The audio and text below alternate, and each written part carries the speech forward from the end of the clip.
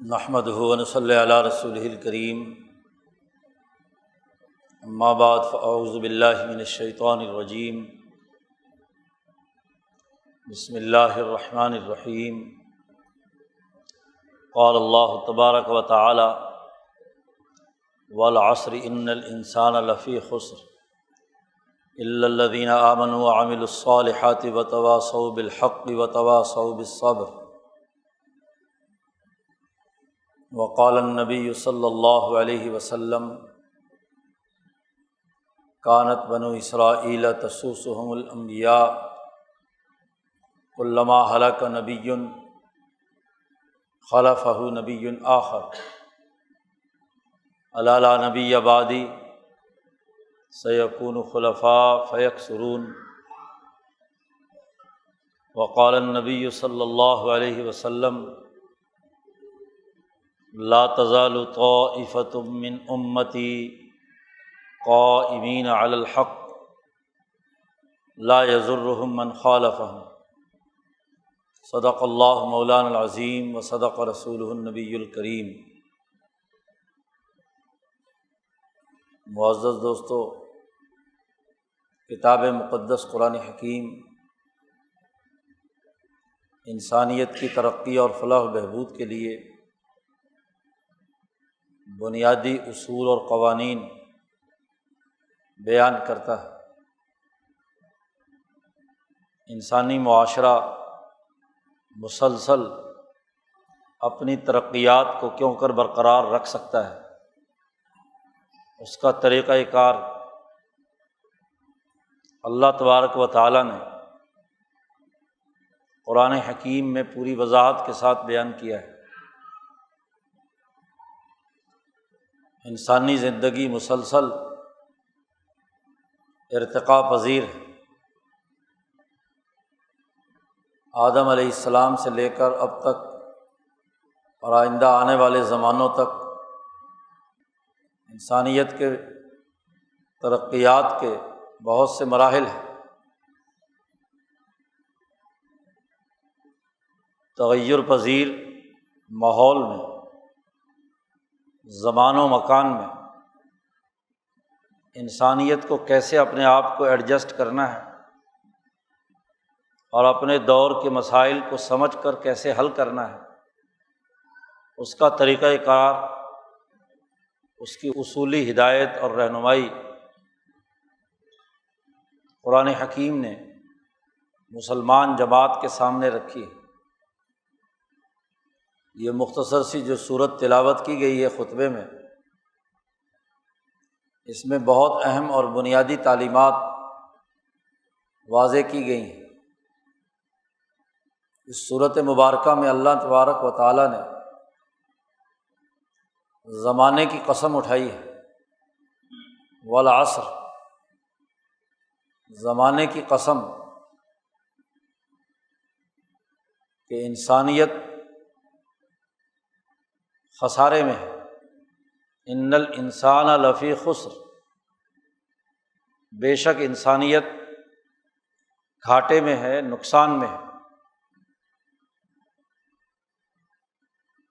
زمانے کی قسم کے ساتھ انسانیت کا ایک تعلق جوڑا ہے۔ یہ پوری کائنات اللہ نے انسان کے لیے بنائی ہے۔ سورج، چاند، ستارے، معدنیات، نباتات، حیوانات انسان کے لیے ہے۔ حتیٰ کہ انسان کو پیدا کر کے فرشتوں سے کہا گیا کہ اس کو سجدہ کرو۔ اس کرۂ ارض پر موجود جتنے ملائے سافل کے فرشتے ہیں وہ سب کے سب بھی انسانیت کے کاموں میں لگے ہوئے ہیں، خواہ وہ منکر نکیر کی صورت میں ہوں یا حفاظت کے نظام کے تحت ہوں، تکوینی امور سر انجام دے رہے ہوں یا تشریعی احکامات کے الہامات مسلمانوں کے دلوں میں ڈال رہے ہوں، انسانیت کی خدمت پر مامور ہے۔ اس کائنات میں انسان بنیادی طور پر وہ مخلوق پیدا کی گئی ہے جو اللہ کا خلیفہ ہے۔ بدلتے زمانے کے ساتھ انسان کو خسارے سے نکل کر ترقی کے راستے پر گامزن ہونا ہے۔ اب زمانہ بدلتا ہے، تغیر پذیر، ٹائم کے اندر تغیر و تبدل آتا ہے۔ انسان جب دنیا میں ہے تو ایک ٹائم زون میں ہے اور ایک سپیس پر ہے، ہر سپیس ایک ٹائم زون کے اندر ہوگی۔ اب یہ کرۂ ارض کی جس سپیس پر انسان ہے یہ ایک ٹائم زون میں ہے، ایک زمان میں ہے، اور یہ زمان تغیر پذیر ہے، زمانہ بدلتا رہتا ہے، ابھی رات ہے، ابھی دن ہے، اب یہ مہینہ ہے اور اب اگلا مہینہ ہے، اب یہ سال ہے، اس سے اگلا یہ سال ہے، ہر لمحے زمانہ بدل رہا ہے، تغیر پذیر ہے۔ جو لمحہ آپ نے کوئی کام کیا اور وہ گزر گیا وہ ماضی کا حصہ بن گیا، اور آنے والا لمحہ آپ کی زندگی میں نئے دریچے وا کرتا ہے، نئے مواقع فراہم کرتا ہے۔ ابھی انسان یہاں تھا، ابھی انسان وہاں ہے، ابھی گھر میں ہے، ابھی بازار میں ہے، ابھی سیاست کے میدان میں ہے، اب معیشت کے میدان میں ہے، روزگار کے لیے جدوجہد اور کوشش کر رہا ہے۔ تو سپیس بھی بدلتی رہتی ہے اور ٹائم بھی بدلتا رہتا ہے۔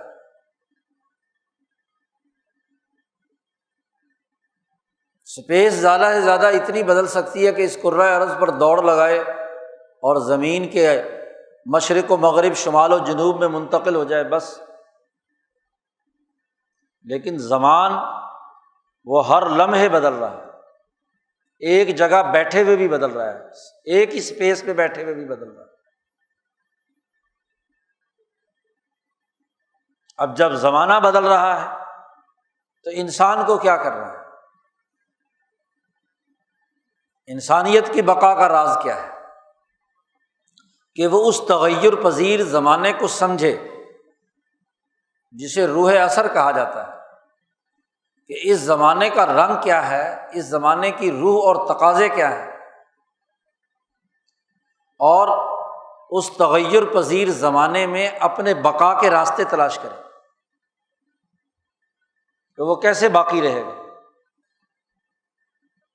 اس بقا کے بنیادی اساسی اصول اس سورۃ مبارکہ میں بیان کیے گئے۔ قرآن حکیم نے کہا زمانے کی قسم، بے شک انسان خسارے میں ہے۔ انا بھی تاکید سے، کہ تحقیق تاکیدی بات ہے،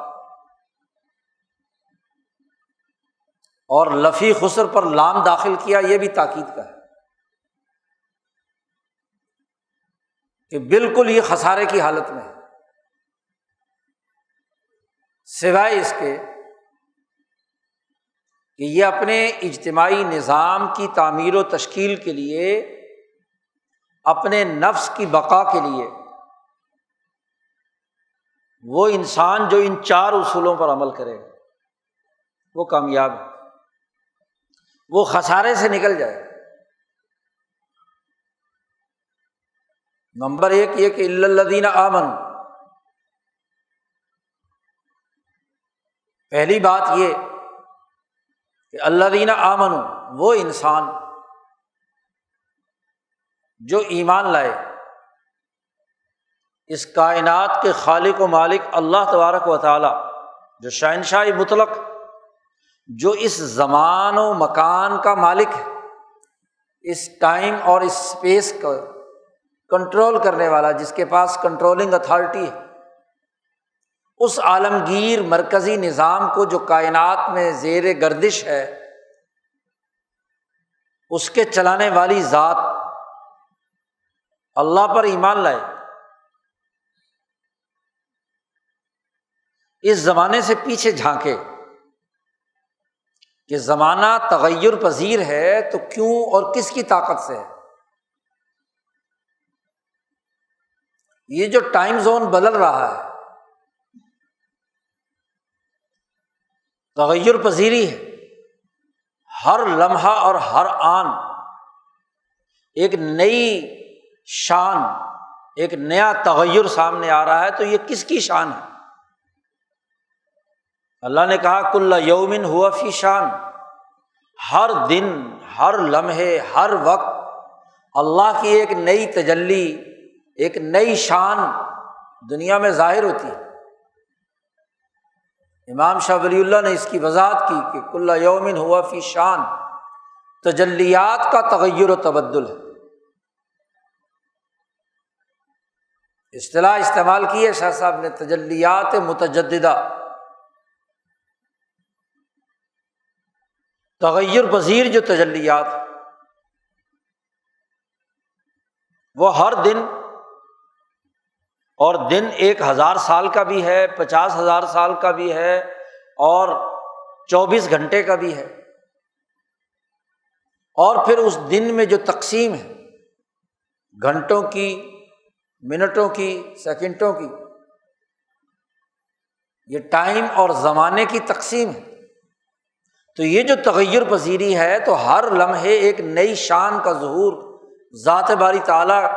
کی جانب سے اس کائنات میں ہو رہا ہے۔ زمانہ ایک جگہ ٹھہرا ہوا نہیں، تجلی ایک جگہ ٹھہری بھی نہیں، تجلیات بھی بدل رہی ہیں، رنگ بھی بدل رہا ہے، کیونکہ خود انسانی جسم اس تغیر پذیر مرحلوں سے آگے گزر رہا ہے۔ یہ پہلے نہیں تھا ایک زمانے میں، کأن لم یکن شیئا مذکورا، قرآن نے کہا کہ بالکل جیسے اس کا کوئی ذکر اور تذکرہ ہی نہیں تھا۔ اللہ نے کہا هل أتى على الإنسان حين من الدهر، زمانے کا ایک لمحہ ایسا گزرا ہے کہ لم یکن شیئا مذکورا، پھر ہم نے اس کو نطفے سے پیدا کیا، اور ہر گزرتے لمحے کے ساتھ اس نطفے نے رحم مادر میں اپنے جیسے سیل بنانا شروع کیے، زائگوٹ بنا، اور اپنے جیسے اجزاء اور خلیے اور سیل بن بن کر اس کے جسم کے ساتھ جڑتے چلے گئے، تو یہ بھلا چنگا انسان بن کر آ گیا دنیا میں۔ نکلا تھا تو اتنی سی چھپکلی تھی، اور باہر نکلتے ہی ہوا ایسی بھرتی ہے کہ گول بٹول خوبصورت بچہ بن جاتا ہے۔ پھر اسی گزرتے لمحے کے ساتھ بچے سے 2 سال کا ہو گیا، دودھ چھڑا دیا، روٹی کھانے کے قابل ہو گیا، 10 سال کا ہو گیا، 20 سال کا ہو گیا۔ یہ ہر لمحے نے ایک نئی تجلی اس کے وجود کے اندر داخل کی ہے، گرد و پیش کی تمام توانائیاں سمیٹ کر اس کی روح نے اس کے جسم کا حصہ بنایا ہے۔ یہ تجلی نہیں ہے، ہر دن ایک نئی شان۔ یہ خود انسان کی حالت ہے، ذرا درختوں، پودوں اور دیگر معدنیات کے ارتقاء اور نباتات کے نشو و نما پر غور و فکر کیجیے کہ ہر دن ایک نئی کلی پھولتی ہے، پھول کی ایک نئی کلی کھلتی ہے، نیا پتا بنتا ہے۔ تو تغیر پذیر زمانے میں ہر دن ایک نئی شان ظاہر ہو رہی ہے۔ تو کامیابی کا، خسارے سے نکلنے کا عمل یہ ہے کہ اس تمام تغیر پذیری عمل میں نباتات، معدنیات، حیوانات، انسان، ان تمام میں اس طاقت اور قوت پر یقین رکھے، ایمان لائے اس خدا پر، اس ذات باری تعالیٰ پر جس کی طاقت، قدرت، حکمت، علم کے نتیجے میں یہ سب کچھ تغیر پذیر ہو رہا ہے، اور زمانے کے بدلنے سے ہر دم ایک نئی چیز وجود میں آ رہی ہے۔ جیسے جیسے انسان ارتقاء کے مراحل سے گزر رہا ہے، ایسے ایسے اس کے لیے زراعت، صنعت، تجارت، سیاست، معیشت، سماج، مختلف پہلو تغیر پذیر ہیں، وہ نئی سے نئی ترقی یافتہ شکلیں اس کے سامنے آ رہی ہیں۔ چونکہ جیسے جیسے آبادی بڑھے گی ویسے ویسے روٹی کی ضرورت ہے، تو ویسے ویسے معاشی وسائل، زراعت سے تجارت اور تجارت سے صنعت اور صنعت سے آج ڈیجیٹل ایج میں داخل ہو گئے۔ اگر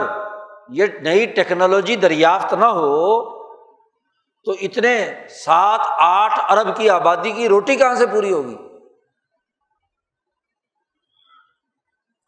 پھر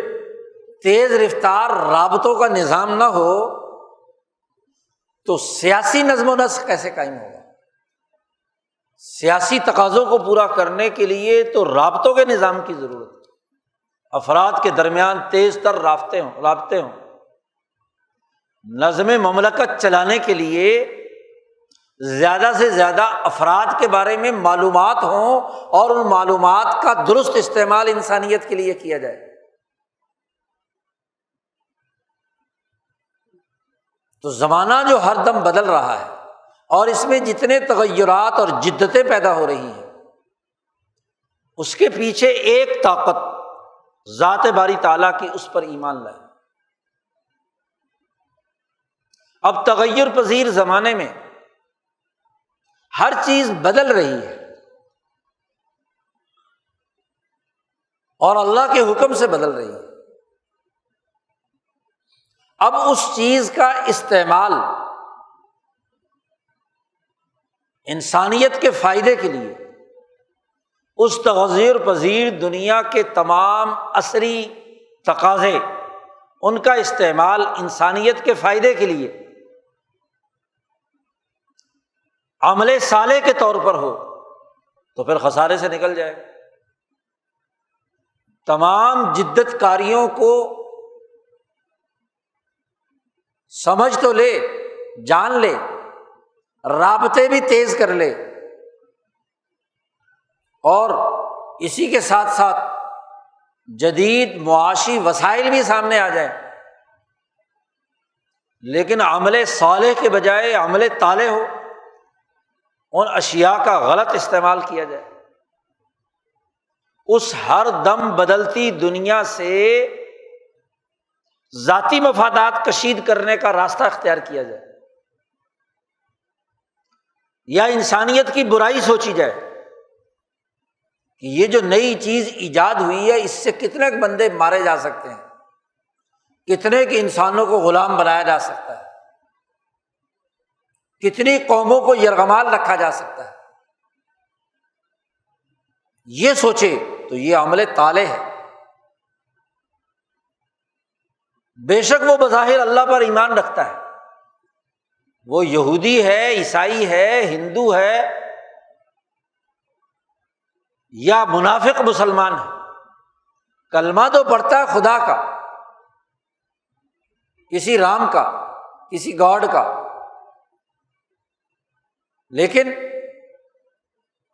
ان تمام زمانے کی تغیر پذیر چیزوں کا استعمال کرتا ہے،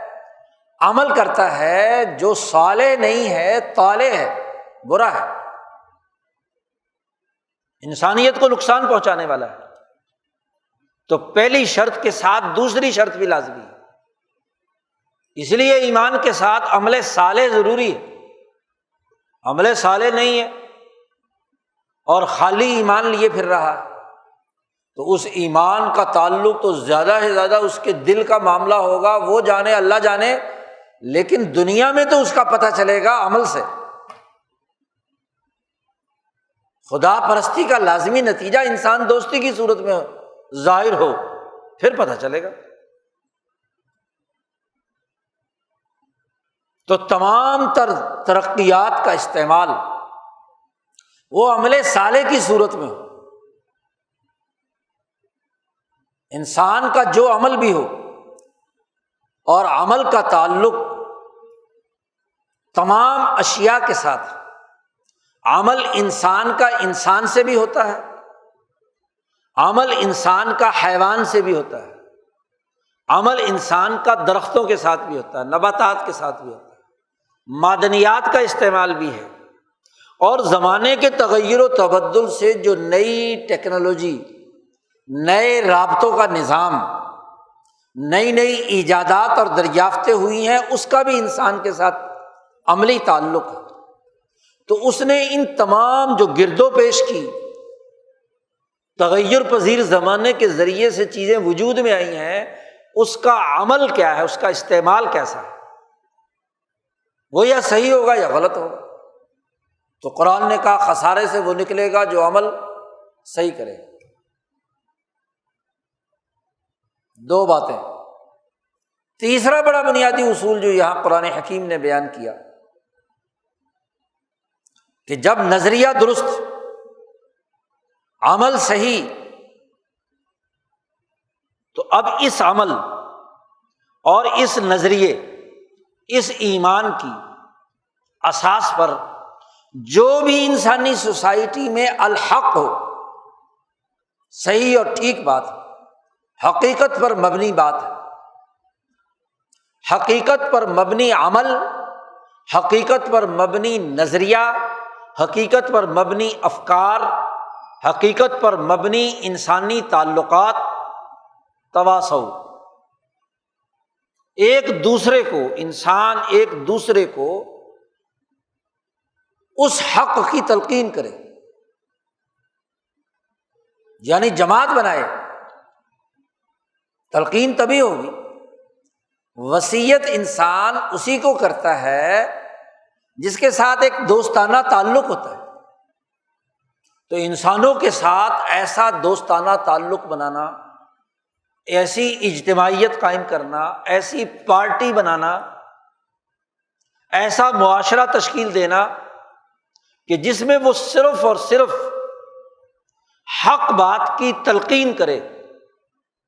حق کے لیے وہ جمع ہوں، تنظیم پیدا کریں، اجتماعیت پیدا کریں، یونٹی بنائیں، وحدت پیدا کریں۔ کیونکہ تغیر پذیر زمانے میں انسانیت جیسے جیسے ارتقاء کے مراحل طے کرے گی اور رابطوں کا نظام اور معاشی وسائل کا نظام ترقی یافتہ ہوگا، اتنی ہی بڑی تنظیم بھی پیدا ہوگی۔ ایک زمین کے ٹکڑے پہ ایک کاشتکار اور اس کے ساتھ کام کاج کرنے والے، اس کے بیوی بچے یا جو ساتھ کام کاج میں شریک ہیں، کوئی نوکر ملازم وغیرہ جو بھی، ان کی ایک چھوٹی سی ٹیم تھی جو 8 10 12 ایکڑوں کے اوپر اپنے ایک ڈھیلے ڈھالے نظم و نسق کے ساتھ جتنی ضرورت تھی اس کے مطابق کام کرتے تھے۔ پانی لگانا ہے تو 4 5 آدمی مل کر پانی لگا لیتے تھے، لیکن پانی ایک جگہ سے لا کر رقبے کے آخر تک لگانا ہے تو سب لوگ اپنے اپنے ڈیوٹیوں پر ہوتے ہیں نا، سارے ایک جگہ اکٹھے تو نہیں ہوتے۔ ایک نہر سے جہاں پانی آ رہا موگا وہاں پر کھڑا ہوتا ہے، ایک درمیان میں راؤنڈ کرتا ہے، ایک آگے کیاریوں میں کاٹ کر لگاتا ہے، لیکن اکٹھے نہیں ہیں، اپنی اپنی اسپیس پر ہیں، لیکن کام ایک کر رہے ہیں۔ لیکن جیسے ہی اس سے اگلا مرحلہ ہوا، تجارت کی دکان کھلی، تاجر ایک جگہ سے مال اٹھاتا ہے، ایک مکان سے ایک جگہ سے دوسری جگہ پر پہنچاتا ہے، وہاں اس کی ٹیم ہے، اس کے مطابق کام کرتی ہے۔ کوئی سپلائی ہے، کوئی ڈیمانڈ کو پورا کر رہا ہے، کوئی رسد ہے تو کوئی طلب کے لیے کام کر رہا ہے۔ جدید ترقیات پیدا ہوئیں، مشین آئی، تو مشین میں بھی وہ سب ایک ہی مشین پر، ایک ہی کارخانے، ایک ہی فیکٹری میں، ایک چھت کے نیچے ساتھ ساتھ کھڑے ہو کر اپنے اپنے حصے کا کام کر رہے ہیں۔ ٹیم آگے بڑھ گئی، اور اب دور دور بھی بیٹھے ہوں تو کمپیوٹر کے ذریعے سے، رابطوں کے ذریعے سے ایک ٹیم کے تحت کسی پروجیکٹ کو مکمل کرتے ہیں۔ تو یہ جو رابطے ہیں یہ سچائی پر مبنی ہونے چاہیے، حق پر مبنی ہونے چاہیے۔ ناحق پر، ناحق رابطہ،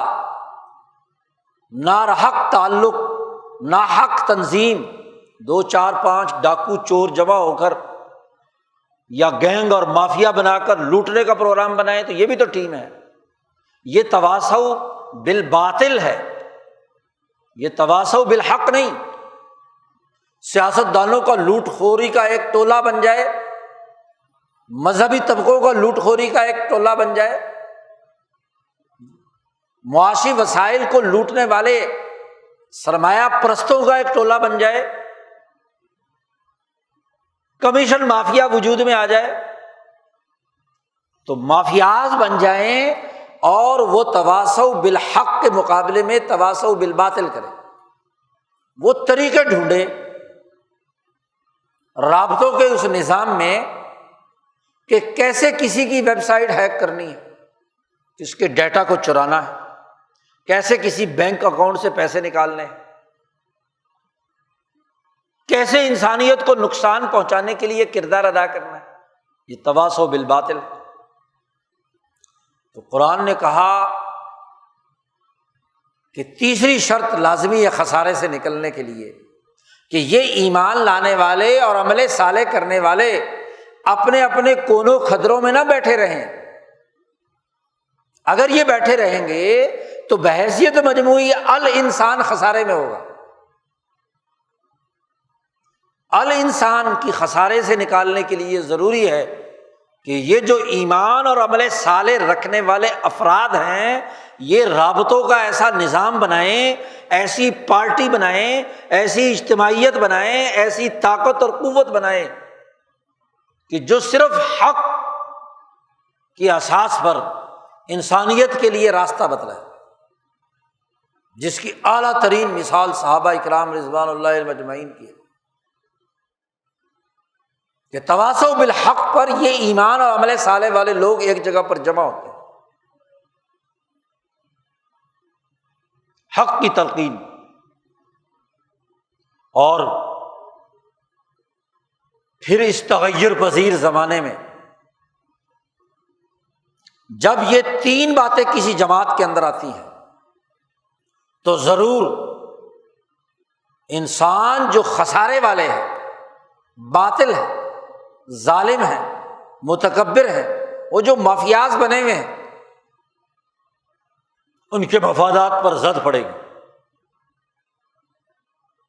وہ اس جماعت کے لیے مشکلات کھڑی کریں گے، آزمایا جائے گا۔ تو چوتھا اصول کہ ہر مشکل معاملے میں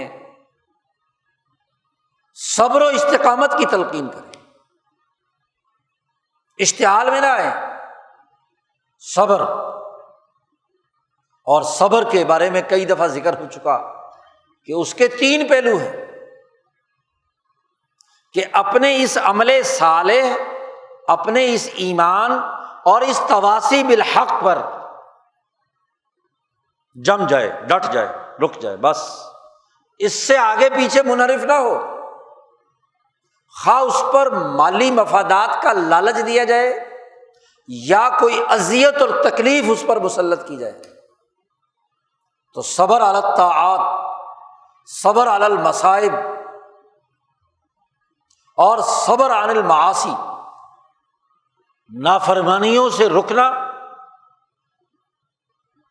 طاعات پر جماؤ اختیار کرنا، اور جو بھی اس کے اوپر لالچ اور دباؤ ڈال کر نظریے سے انحراف کی دعوت دے اس کا انکار کر دے۔ تو یہ صبر و استقامت جو اختیار کرتی ہے جماعت وہ خسارے سے نکل جائے۔ چار باتیں کہیں گئی ہیں، یہ اصول انقلاب ہے، زمانے سے تبدیلی آ رہی ہے اور ہر تبدیلی اور تغیر پذیر حالت میں ان اصولوں کو مضبوطی سے پکڑے۔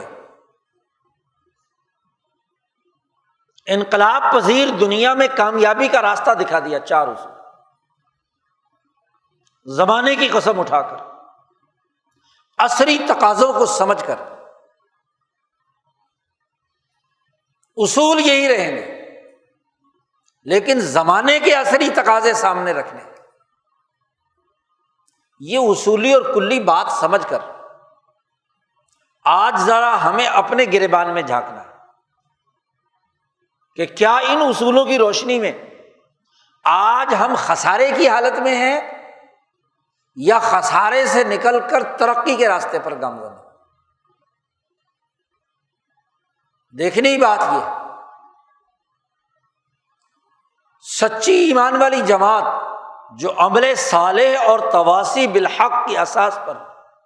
صبر و استقامت کے ساتھ جد و جہد اور کوشش کرتی ہے، وہ ہمیشہ انسانیت کو بدلتے دور کے تقاضوں کے مطابق خسارے سے نکالنے کے لیے کردار ادا کرتی ہے۔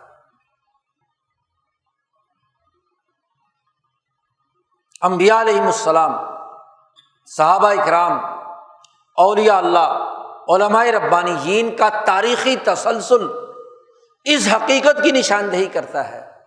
کہ ہر بدلتے زمانے کے ساتھ انہوں نے روح عصر کو سمجھا اور اس کے تقاضوں کے تناظر میں ان چار باتوں کو حرز جان بنایا۔ کھری اور کھلی باتیں حق کے ساتھ بیان کی، تکلیفیں آئیں تو برداشت کی، سچائی کا بول بالا کرنے کے لیے انبیاء نے کتنی مصیبتیں اور مشقتیں برداشت کی۔ انبیاء کو بنی اسرائیل نے شہید کیا، آرے سے چیرا، حق بات کہنے سے روکنے کی کوشش کی، ان کو طرح طرح کی مشکلات اور مسائل سے گزرنا پڑا، لیکن وہ اس بات پر قائم رہے کیونکہ انسانیت کو خسارے سے نکالنا چاہتے ہیں۔ آج کا مسلمان اس وقت، بالخصوص اس خطے کا مسلمان، بہت سے مخمصوں میں مبتلا ہے، خسارے میں۔ اس کا نظام تعلیم، اس کا نظام سیاست، اس کا نظام معیشت، اس کا سماجی نظام خسارے میں ہے، ترقی کا مرحلہ نہیں ہے۔ کیوں؟ اس کی وجہ یہ کہ روح عصر کو سمجھ کر، اپنے دور کے تقاضوں کو سمجھ کر، انسانی بقا اور ترقی کا جو راستہ ہونا چاہیے تھا اسے اختیار نہیں کیا گیا، اور جن انبیاء کے وارثین، علماء ربانیین اور اہل حق نے جو سچی بات خسارے سے نکلنے کے لیے بتلائی، اس کو نظر انداز کیا۔ ویسے تو ہر شعبہ زندگی میں، لیکن آج کے اس دور میں خاص طور پر ہمارا نظام تعلیم مخمصوں سے دوچار ہے۔ ہمارے ملک کا نظام تعلیم، اس لیے آپ دیکھتے ہیں کہ اس تغیر پذیر زمانے میں ان چاروں اصولوں کو نظر انداز کر کے جو نظام تعلیم انگریز سامراج نے اس خطے میں بنایا تھا، اس کے خوفناک اثرات اس وقت اس خطے کی انسانیت کو یرغمال بنائے ہوئے۔ وہ نظام تعلیم کالجوں کا ہو، یونیورسٹیوں کا ہو، یا ان کے ڈیزائن کے مطابق وہ نظام تعلیم دینی تعلیم اور مذاہب کی فروغ کے حوالے سے کیوں نہ ہو، غور و فکر کی ضرورت ہے۔ آپ دیکھیے کہ اس بر عظیم پاک و ہند میں اس خطے کی انسانیت کے حقوق کو نظر انداز کر کے نوآبادیاتی دور کے تقاضوں کے مطابق نظام تعلیم استوار کیا گیا، یونیورسٹیاں اور کالجز بنائے گئے لارڈ میکالے کے نظریے پر۔ قومی ترقی کا حق تو یہ تھا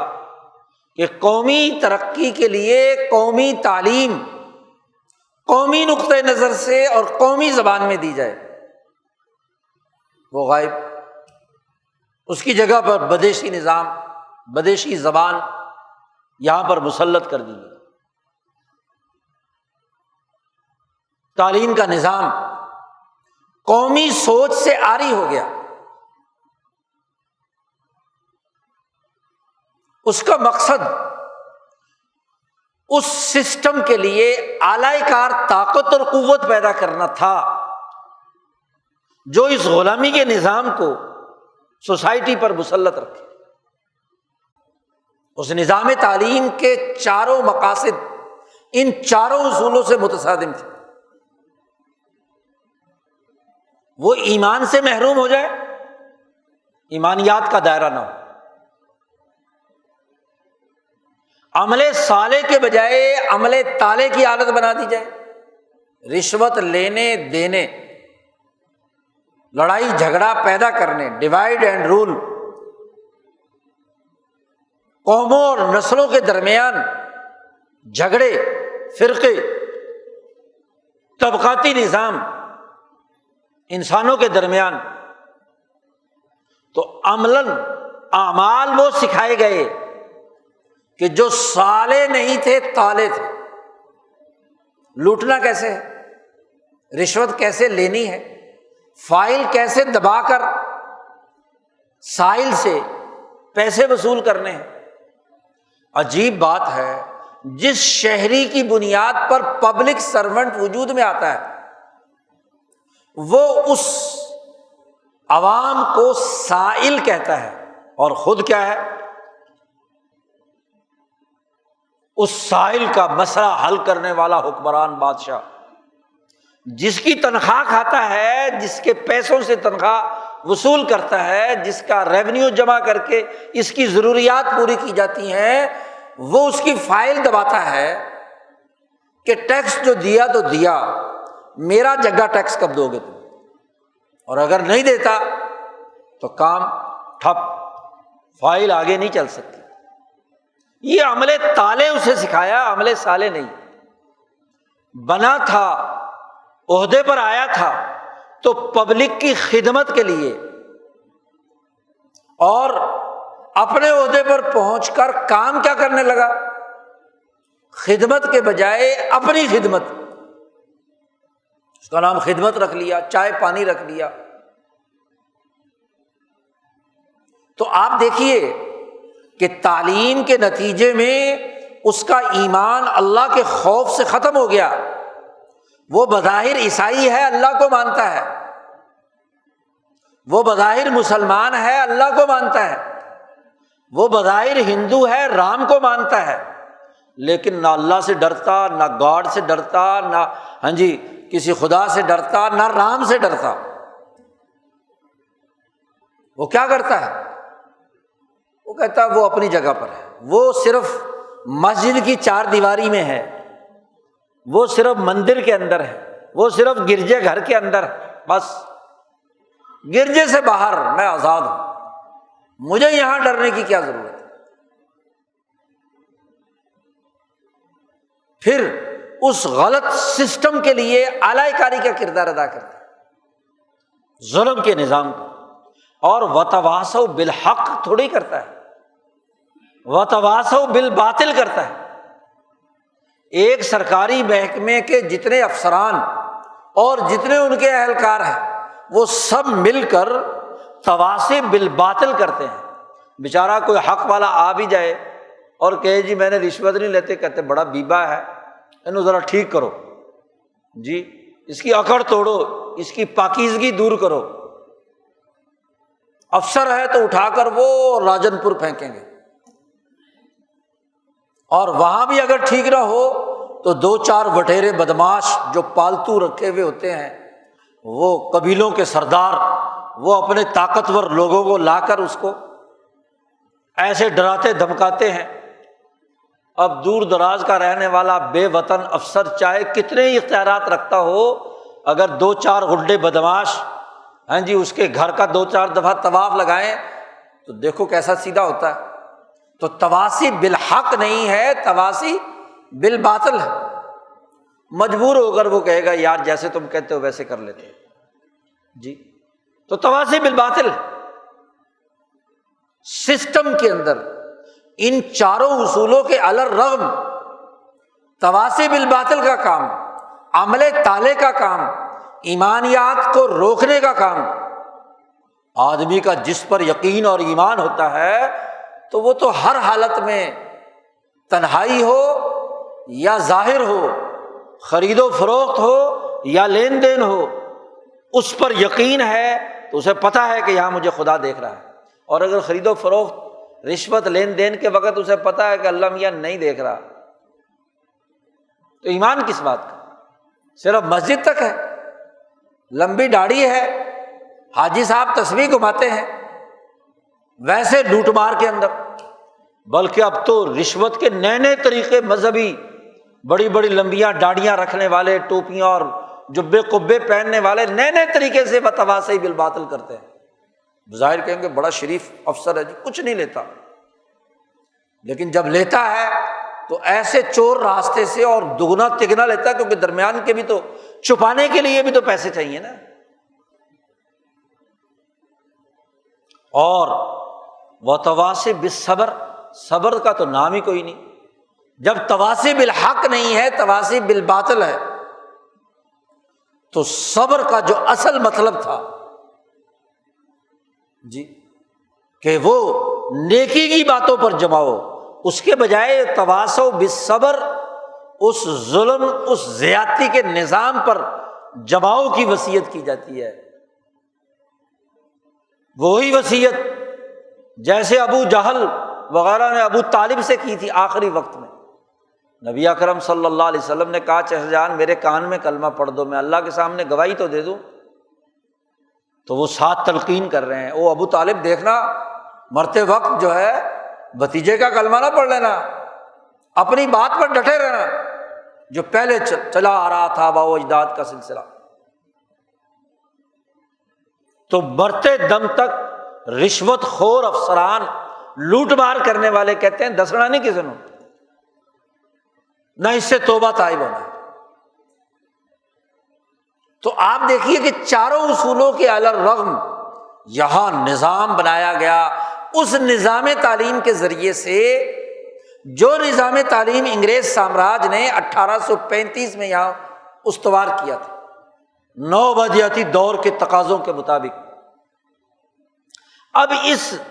غلط نظام کے مقابلے میں ان چاروں اصولوں پر تعلیم و تربیت کا نظام اس خطے کے علماء اور اہل حق نے بنایا۔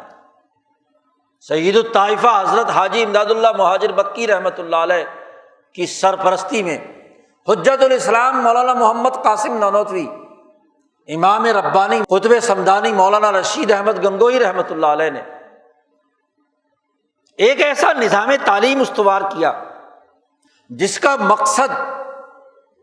ان چار اصولوں پر افراد تیار کرنا تھا کہ ایمان و یقین دلوں میں راسخ ہو، عمل صالح ہو، حق کی وصیت پر مبنی ایک ایسی پارٹی، ایسی جماعت وجود میں آئے جو ہر حال میں حق کے لیے کردار ادا کرے، اور پھر اس پر ڈٹ جائے، جو مصیبتیں آئیں، جو مصیبتیں آئیں، جو مشقتیں آئیں، جو لالچ دیا جائے، جو پیسے بٹورنے کے راستے بتلائے جائیں، جو جیل میں ڈالا جائے، سزائیں دی جائیں، لیکن اس پر ڈٹا رہے۔ وتواصوا بالصبر۔ مدارس کے بانی اس بر عظیم پاک و ہند میں سب سے پہلا مدرسہ بنانے والے اس اصول پر مولانا محمد قاسم نانوتوی 1867 کہ یہ چار اصول، اس پر افراد سازی، جماعت سازی اور انسانیت کو اس خسارے کے نظام سے نکالنے کے لیے جد و جہد اور کوشش، آزادی اور حریت کا راستہ۔ اس لیے حضرت شیخ الہند فرماتے ہیں کہ حضرت الاستاذ نے یہ دارالعلوم اس لیے بنایا تھا کہ 1857 کی ناکامی کے بعد نوبادیاتی دور کا جو تسلط اس بر عظیم پاک و ہند پہ ہوا، تو انسانوں کو اس سے آزادی دلانے کے لیے افراد تیار کرنے کا مرکز بنایا تھا۔ صرف رسمی طور پر کتابیں پڑھانا یہ مقصد نہیں تھا، ان کتابوں اور ان تعلیمات سے ایسا نظام بنانا مطلوب تھا کہ جو اس انقلابی اصولوں پر کام کرنے والی جماعت تیار کرے، رجال کار، اس کے لیے تخت ہو یا تختہ ہو، کچھ بھی ہو جائے، اس کے لیے یہ دارالعلوم بنایا تھا۔ مدارس دینیہ کا بنیادی مقصد اور ہدف ان بزرگوں نے طے کیا، اسی لیے 8 بنیادی اساسی اصول مدارس کے نظم و نسق کو چلانے کے لیے، انتظامی امور کو چلانے کے لیے حضرت نانوتوی رحمۃ اللہ علیہ نے مرتب کیے، اور درس و تدریس کے لیے بھی 8 اصول متعین کیے۔ تعلیم ان اصولوں پر ہوگی اور اس کا انتظامی ڈھانچہ ان اصولوں پر ہوگا۔ روح اثر کو سمجھا، عصری تقاضا سمجھا، زمانے کے تغیر و تبدل کے نتیجے میں آج اگر مسلمانوں کی سیاست ختم ہو گئی، حکومت ختم ہو گئی، نظام ختم ہو گیا، تعلیم پر ڈاکہ پڑ گیا، سرکاری تعلیمی ادارے بنا کر دین سے کاٹنے کا نظام بنایا جا رہا ہے، انسانیت سے کاٹنے کا نظام بنایا جا رہا ہے، اس کے لیے شیخ حضرت مولانا محمد قاسم نانوتوی نے اس عصری تقاضے کو سمجھ کر ان 4 اصولوں کی اساس پر انسانیت کو خسارے سے نکالنے کے لیے نظام بنایا تھا۔ ورنہ اس سے پہلے دنیا بھر میں تعلیمی اداروں کا نظام حکومتوں کی زیر سرپرستی تھا، حکومت کی ذمہ داری تھی کہ وہ تعلیم گاہ بنائے، تعلیم پر وسائل خرچ کرے، اور اہل علم کا کام تھا کہ وہ اپنی علمی توانائیاں اس نظام تعلیم کے لیے وقف کریں اور ان کی معاشی کفالت یہاں کا نظام کرے، حکومت کرے۔ لیکن 1857 کے بعد نوآبادیاتی دور کی تعلیم کے لیے تو سرکار کے خزانے کھل رہے ہیں، بلکہ وہ تعلیم جو یورپین لوگوں کے لیے بھی نہیں ہے وہ ہندوستانیوں کے لیے لازمی قرار دے دی گئی۔ اندازہ لگائیے کہ وہ جن لوگوں کی اپنی زبان انگریزی، ان کے لیے انگریزی ادب، انگریزی لٹریچر پر سب سے پہلے تعلیم و تربیت کا نظام 1895 میں بنتا ہے، اور ہندوستانیوں کے لیے 1835 میں انگریزی ادب پڑھنا لازمی قرار دے دیا۔ یعنی جو تعلیم وہ اپنے آکسفورڈ کے طالب علم کو نہیں دے رہے، وہ اس کے لیے سرکاری خزانے سے وسائل دے کر آپ جن کی زبان ہندی ہے، اردو ہے، پنجابی ہے، پشتو ہے، سندھی ہے، بنگالی ہے، بہاری ہے، مراٹھی ہے، آپ کے لیے لازمی ہے کہ آپ انگریزی ادب بھی سیکھیں۔ اور اس نظام تعلیم کا المیہ یہ جو لارڈ میکالے نے بنایا کہ جس میں نہ سائنس نہ ٹیکنالوجی، انسانی عصری ضروریات کی تکمیل کے لیے جس جدید ٹیکنالوجی اور سائنس کی ضرورت ہے اس پر کوئی کتاب نہیں، زبان اور اس کے ساتھ ساتھ وہ عملی طور طریقے جس کے نتیجے میں سرمایہ داری نظام کے لیے، نوآبادیاتی نظام کے لیے کلرک تیار کیے جائے، بس اس کے علاوہ اور کچھ نہیں۔ تو انسان کو خسارے سے نکالنے کے لیے تو سائنس اور ٹیکنالوجی کی ضرورت تھی، وہ ختم، وہ علوم ہی سرے سے ختم۔ عجیب بات ہے، تو جب تجدید ترقیاتی علوم ختم تو ترقیات سے کاٹ دیا۔ ہاں، فر انگریزی بولے، انگریزوں کے مفادات کے مقاصد کے مطابق قانون بنائے، چلائے، نافذ العمل کرے، تو خسارے میں نہیں ہے انسان۔ تو اس خسارے کے نظام کے مقابلے میں نظام تعلیم استوار کیا عوامی چندے سے، اور نصیحت کر دی کہ کسی محکم القول امیر، راجے، مہاراجے اور نواب اور کسی حکومت سے کوئی چندہ نہیں لینا، کیونکہ یہاں کے جتنے بھی حکمران طبقے ہیں، یا تو خود انگریز ہے یا انگریزوں کے پالتو راجے اور نواب ہیں، کیونکہ ہر نواب نے اپنی ریاست بچانے کے لیے انگریزوں کے ساتھ معاہدہ کیا ہے۔ ایک انگریز ریزیڈنٹ مجسٹریٹ اس کی ریاست میں بیٹھتا ہے، اس کی ہدایت پر وہ نواب نظام چلاتا ہے، مسلمان نواب ہو یا ہندو راجا ہو۔ اس لیے جب کسی ریاست سے یہ مال و دولت آئے گا تو وہ اثر و رسوخ بھی پیدا کرے گا، وہ ہدایات بھی جاری کرے گا،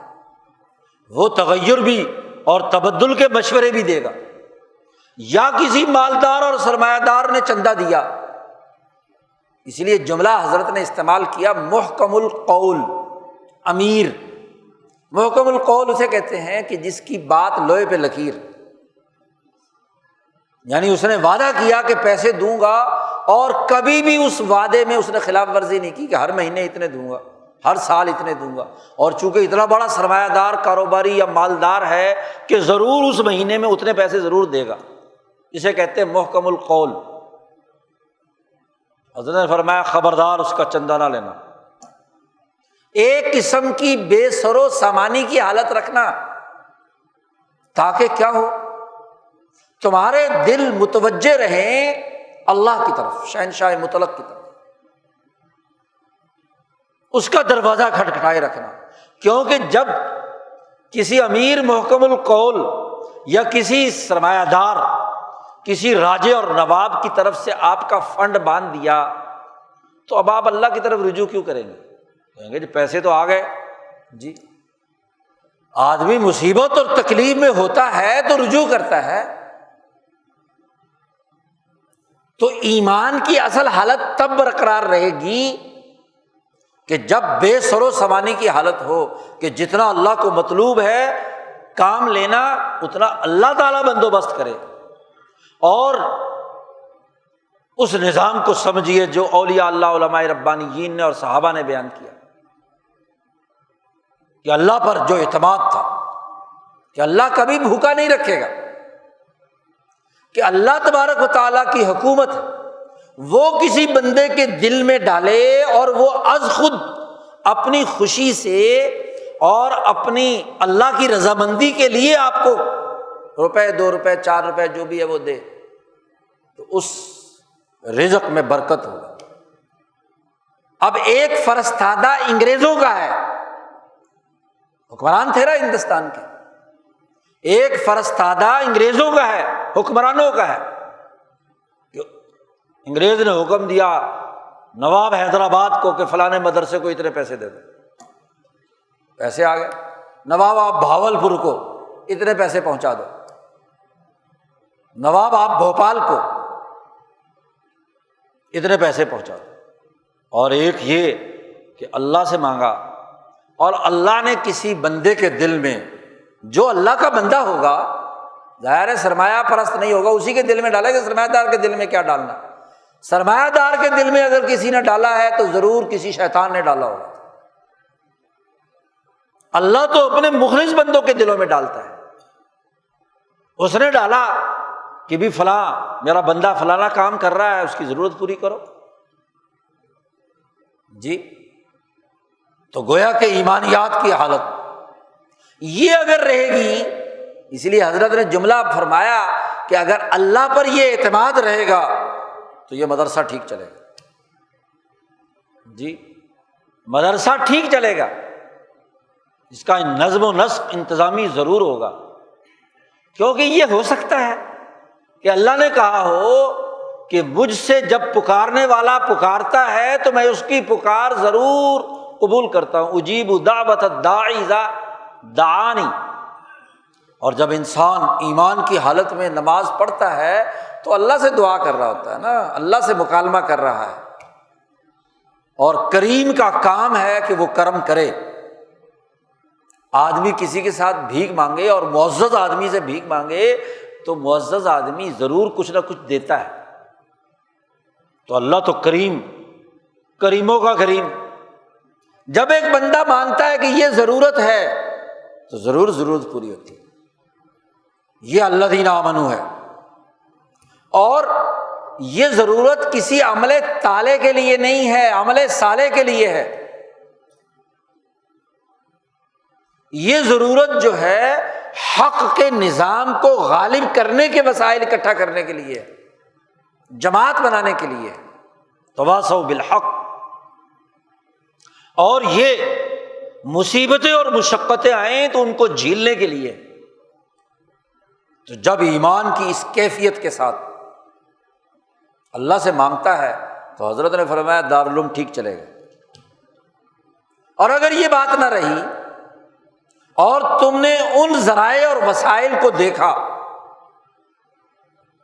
جو ذرائع اور وسائل اس دور میں بالخصوص اور آج کل بالعموم حکومتوں کے اشارے سے فراہم کیے جاتے ہیں، تو برکت اڑ جائے گی، کام کی وہ نوعیت نہیں رہے گی، مقاصد تعلیم فوت ہو جائیں گے۔ یہ انتظامی امور بیان کر دیے، 8-10 اصول۔ اسی طرح تدریس کے اصول بیان کیے کہ یہ 4 اصول پر مبنی جو فکر اور نظریہ ہے، ایمان، عمل صالح، تواصوا بالحق اور تواصوا بالصبر کے بنیاد پر تمام تعلیمات ہوں گی یہاں۔ خواہ یہاں پڑھاؤ قرآن حکیم، یا پڑھاؤ حدیث، یا پڑھاؤ فقہ، یا پڑھاؤ سیاسیات و معاشیات، علم حیات و فلکیات، ریاضی اور حساب کتاب، جو بھی پڑھاؤ۔ اس لیے حضرت نانوتوی نے جو نصاب بنایا، اس نصاب میں 16 سال کا نصاب تھا، اس میں قرآن و حدیث، فقہ، اس کے ساتھ ساتھ کیا ہے، ریاضی بھی ہے، الجبرا بھی ہے، جیومیٹری بھی ہے، علم حیات بھی ہے، علم نجوم بھی ہے، علم فلکیات بھی ہے، ہندسہ انجینئرنگ کا علم بھی ہے۔ دارالعلوم دیوبند کا پہلے 50 سالہ نصاب اٹھا کر دیکھیے، وہ یہ تھا۔ حتیٰ کہ اس کے ساتھ ساتھ صنعت سازی کے لیے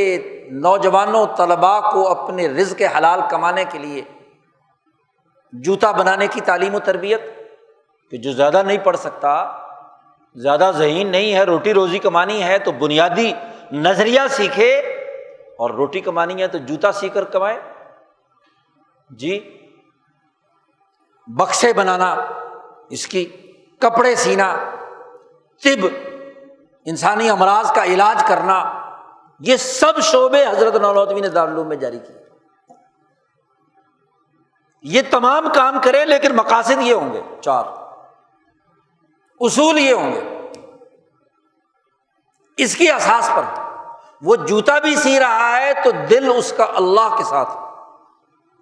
وہ جوتا بھی سی رہا ہے خدمت انسانیت کی نیت سے اور انسانی فائدے کے لیے، وہ طب کا علم بھی سیکھ رہا ہے تو خدمت انسانیت کے لیے، وہ انجینئرنگ سیکھ رہا ہے تو تب بھی اس کے لیے۔ یہ وہ جامع نصاب تھا 16-17 سال پر مبنی۔ اس زمانے میں جتنی طبیعیات، جتنی فلکیات، جتنی چیزیں آئی تھیں، وہ تمام کی تمام پڑھائی جاتی تھی نصاب میں۔ اس لیے وہ انگریز جاسوس جس کو گورنر یو پی نے جاسوسی کے لیے بھیجا تھا، وہ جب دارالعلوم میں آیا تو اس نے جو خط اپنے دوست کو لندن میں لکھا، اس نے کہا میں حیران رہ گیا کہ ایک معمولی سے مدرسے میں ایک اندھا دوسرے اندھے کو مخروطی شکل اس کی ہاتھ پر سمجھا رہا ہے، علم الحیات اور اشکال، جس کا فلکیات سے اور علم نجوم سے تعلق ہے، اور اس پر جب میں نے استاذ کا لیکچر سنا تو مجھے پسینہ آ گیا کہ آکسفورڈ میں وہ پروفیسر مجھے یاد آ گیا جو اس علم پر لیکچر دے رہا تھا، اس سے زیادہ جامع اور زیادہ بہتر لیکچر یہ پروفیسر دے رہا تھا۔ اور پھر کہا کہ مجھے حیرانی ہوتی ہے کہ آکسفورڈ کا جو تعلیمی خرچہ ہے وہ کیا ہے، اور اتنے طالب علموں پر میں نے رجسٹر چیک کیا، طلباء کی استعداد دیکھی، اتنے طالب علم فارغ ہوئے اور کل جو آمد و خرچ کا حساب ہے وہ بہت معمولی سا ہے۔ اتنے تھوڑے سے پیسوں سے اتنا زیادہ افراد کی تعلیم دے دینا، اس سے بڑھ کر اور کمال کی بات کیا ہوگی؟ یہ وہ ڈسپلن یہ وہ نظم تھا جو ان ٹاٹ پر بیٹھنے والے علماء نے اس مدرسے کا نظام کو استوار کیا۔ زمانہ بدلتا ہے، اس دارالعلوم کے تربیت یافتہ افراد کی تعداد بڑھتی ہے تو اگلے دور کا رنگ سامنے آتا ہے۔ انگریز سامراج کا تسلط بڑھ رہا ہے تو شیخ الہند مولانا محمود حسن اپنے استاد کے نظریے پر اس طلباء کی اجتماعیت کو ایک تنظیمی شکل میں ڈھالتے ہیں، انجمن ثمرۃ التربیت، اور جب اس سے بھی بڑھ کر تقاضا بنتا ہے تو جمیعت الانصار امام انقلاب مولانا عبید اللہ سندھی کو سندھ سے بلا کر اگلے درجے کی اجتماعیت کہ دارالعلوم تو یہ کام کرے، اور جو دارالعلوم سے تعلیم حاصل کر کے باہر چلے گئے ہیں اور اپنے اپنی جگہ پر ایمان، عمل صالح، تواصو بالحق اور تواصو بالصبر کا کام کر رہے ہیں، ان کو ایک نیٹ ورک میں لایا جائے، ان کی ایک اجتماعیت بنائی جائے۔ تو دارالعلوم کے فضلاء کی ایک اجتماعیت جمیعت الانصار کے ماتحت بنائی، اور اس روح اثر کو سمجھ کر اس دور کے تقاضوں کے مطابق حکمت عملی بنائی گئی کہ اعلیٰ ترین علمی صلاحیتوں کو حاصل کرنے کے لیے امام شاہ ولی اللہ دہلوی کی کتابیں بطور فکر کے، اور اس دور میں جو عقلی گمراہیاں پیدا کی جا رہی ہیں ان عقلی گمراہیوں کا مقابلہ کرنے کے لیے شاہ ولی اللہ کی عقلیت، حجت الاسلام مولانا محمد قاسم کا وہ انداز و اسلوب جو انہوں نے عیسائی مشنری اداروں کے مقابلے میں عقلی اصولوں پر اور نقلی اصولوں پر اور کشفی اصولوں پر متعین کیا تھا، اس کو سامنے رکھا۔ شاہ اسماعیل شہید نے جو عقل، نقل اور کشف کی بنیاد پر علوم کے انبار لگائے تھے، اس کا فہم پیدا کیا تھا، اگلے درجے کی تربیت دی، اور پھر اس ولی اللہ فکر کی اساس پر جو جدید علوم دریافت ہو چکے ہیں ان کو جذب کر کے ایمان، عمل صالح، تواصو بالحق اور تواصو بالصبر کی بنیاد پر منظم کیا جائے، اگلے دور کے چیلنجز پورے کیے جائیں۔ یہ وہ بنیادی تبدیلی تھی جو شیخ الہند رحمۃ اللہ علیہ نے کی۔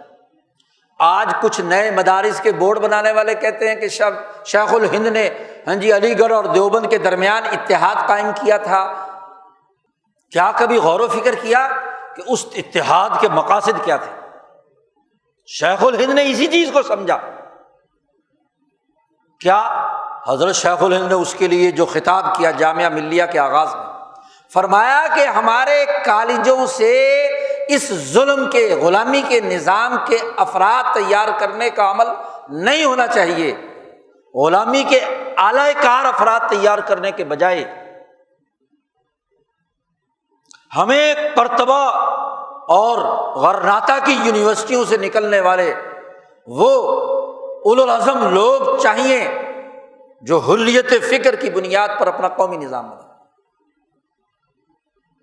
حضرت نے فرمایا تعلیم ہر قوم کی ضرورت ہے، لیکن اس تعلیم میں غلامی کے اس نظام نے جو زہر بھر دیا ہے تو زہر اس تعلیم کے ساتھ ملا کر جو کالج اور یونیورسٹی بنائی جا رہی ہے، اس کے لیے ضروری ہے کہ ایک ایسا بھبکا لگایا جائے کہ جس سے وہ زہر دور کر کے جو خالص اس تعلیم کا فائدہ اور نچوڑ ہے وہ انسانیت کے لیے مہیا کیا جائے۔ بھبکا جانتے ہیں کسے کہتے ہیں؟ آج کل کی نسل کو تو کیا پتہ۔ بھبکا حکیم اور اطباء استعمال کرتے ہیں جب کسی چیز کا عرق نکالنا ہوتا ہے، کسی پودے کا۔ جی پرانے زمانے میں 4 عرق استعمال ہوتے تھے، آج کل بھی اطباء استعمال کرتے ہیں، عرق گو زبان، عرق مکو، عرق سونف وغیرہ وغیرہ، کیونکہ ہر چیز جب جسم میں جاتی ہے اس کا جہاں ایک فائدہ ہوتا ہے تو ساتھ ہی اس کا ایک سائیڈ ایفیکٹ ہوتا ہے۔ تو گو زبان کا جہاں ایک فائدہ ہے وہاں کچھ نقصان بھی ہے۔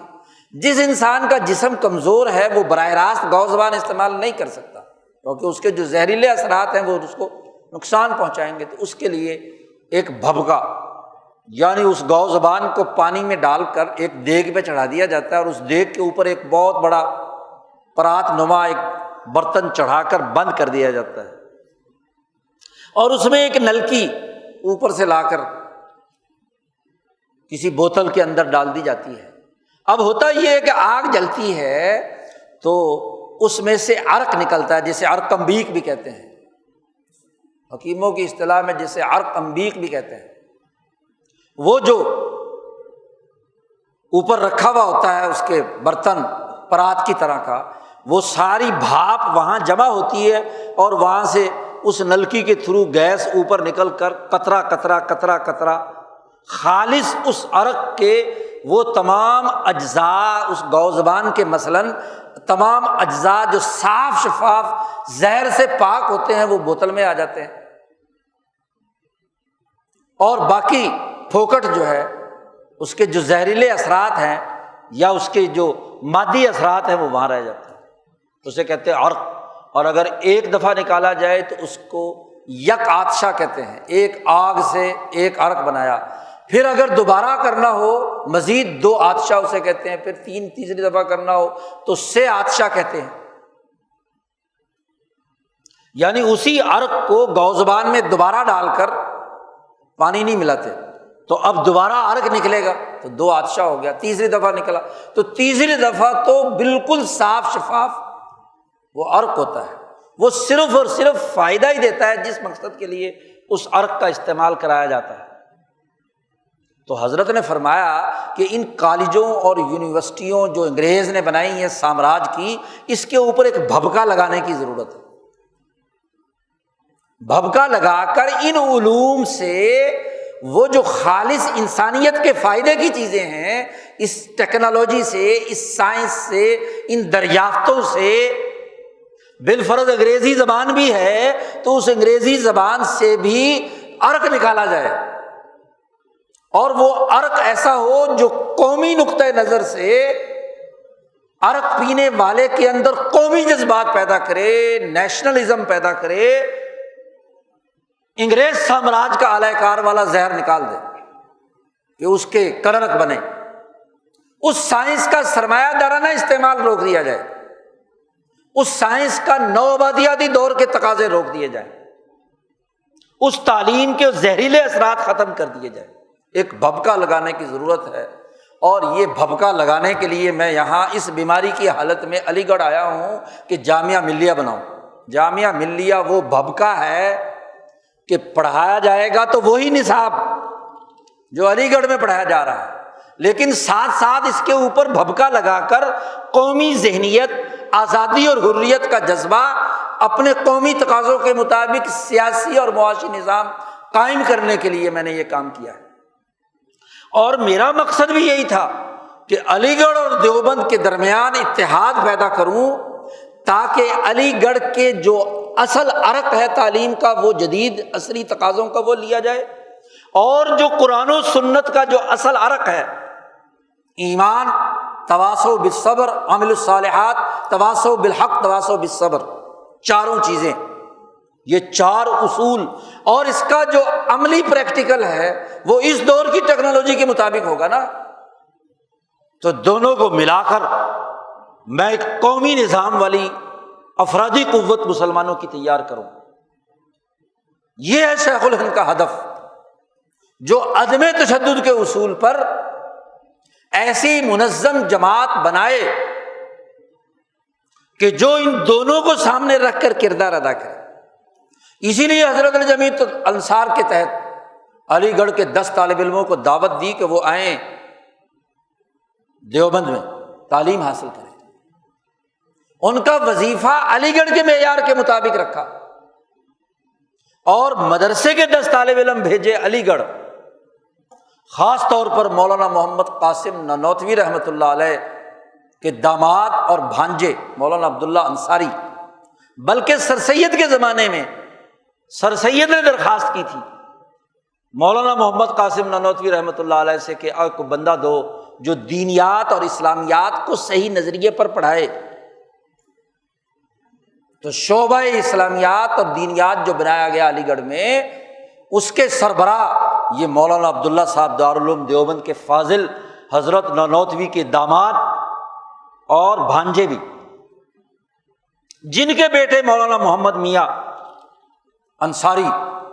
جو افغانستان میں اور تحریک ریشم رومال میں جنہوں نے کردار ادا کیا، یہ مولانا عبداللہ انصاری کے بیٹے ہیں۔ تو یہ وہاں بھیجے،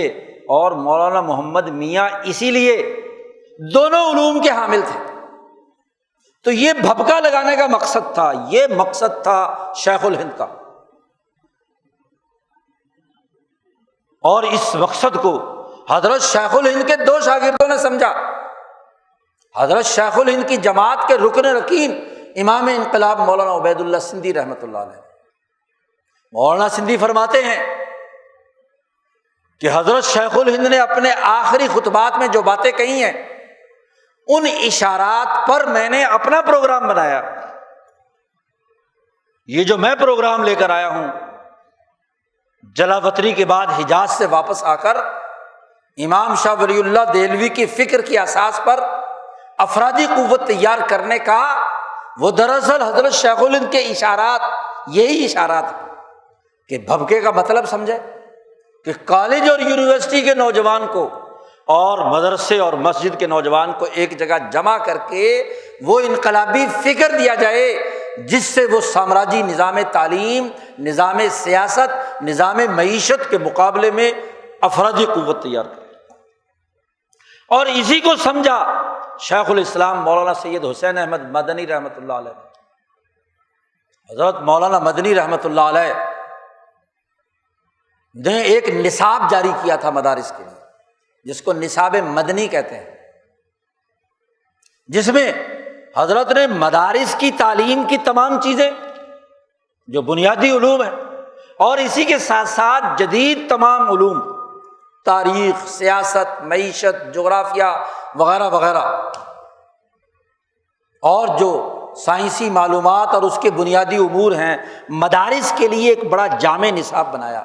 کہ اب علماء اس اصول پر تیار ہونے چاہیے۔ آپ دیکھیے،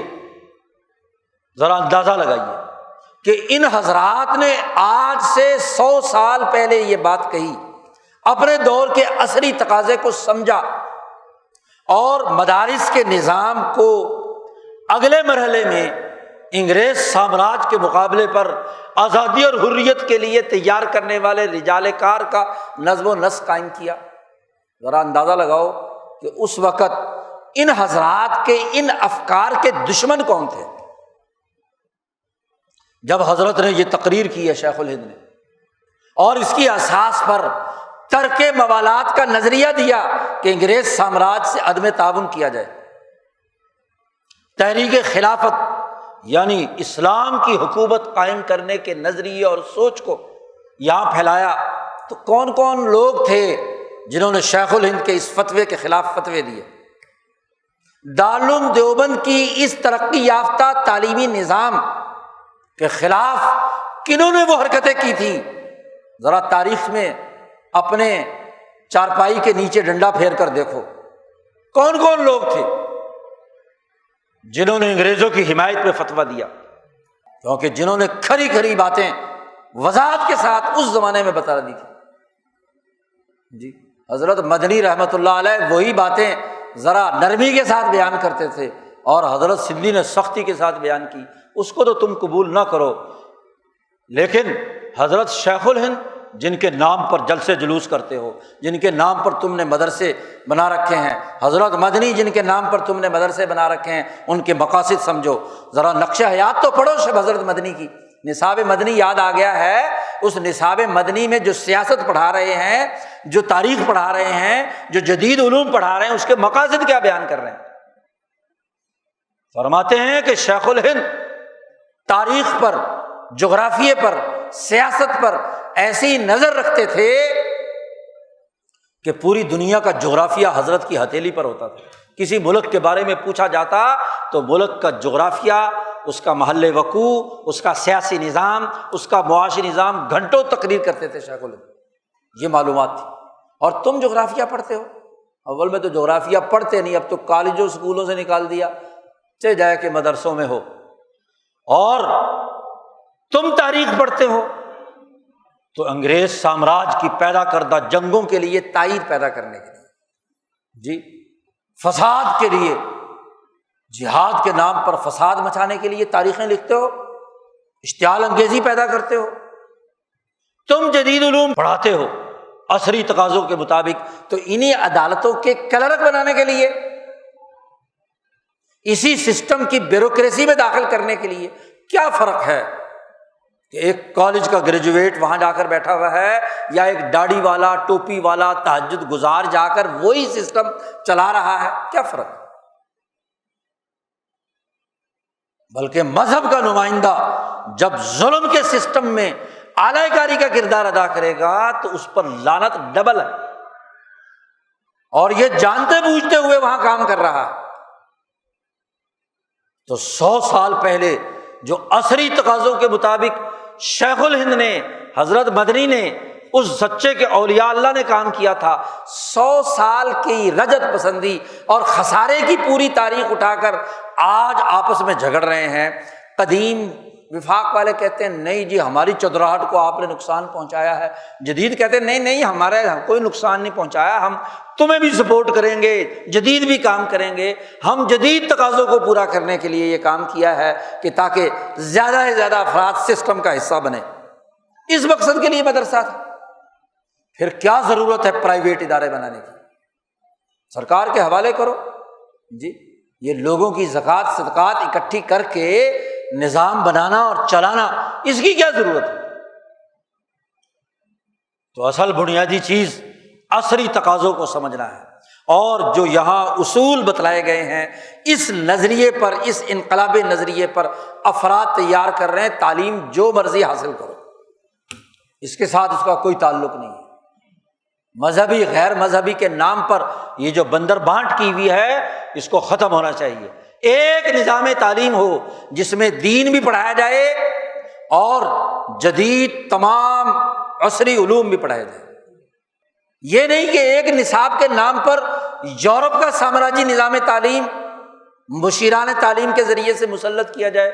سب کو سیکولر نظام تعلیم کے تحت یہاں پر مسلط کر دیا جائے، یا مذہب کی تعلیم کی اساس پر ایسے رجل پسند افراد تیار کیے جائیں کہ بظاہر مذہب کے نمائندہ ہوں اور کام اسی سسٹم کے لیے کریں۔ اس سے نجات حاصل کرنے کی ضرورت ہے۔ جب ریاست اسلام کے نام پر بنی ہے تو اسلام کی تعلیم، قرآن کی، حدیث کی، فقہ کی، سیرت کی، تاریخ کی، سیاست کی، معیشت کی، باقی جتنے فنی علوم ہیں ان تمام کی تعلیم ہر طالب علم کو اپنے اپنے مزاج کے مطابق پڑھانا ضروری ہے۔ ایک حد تک سب اس تعلیم سے گزریں، نظریہ یہ ہو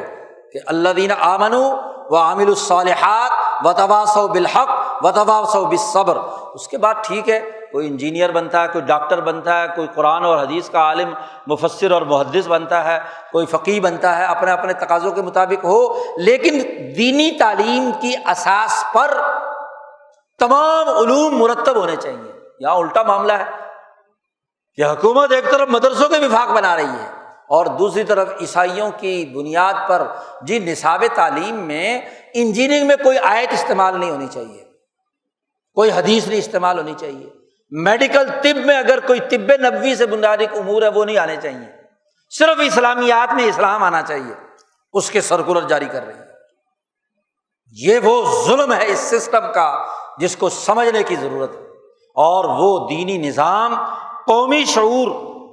آزادی اور حریت اور انسانی حقوق کے مطابق بنانے کی ضرورت ہے۔ یہ الگ الگ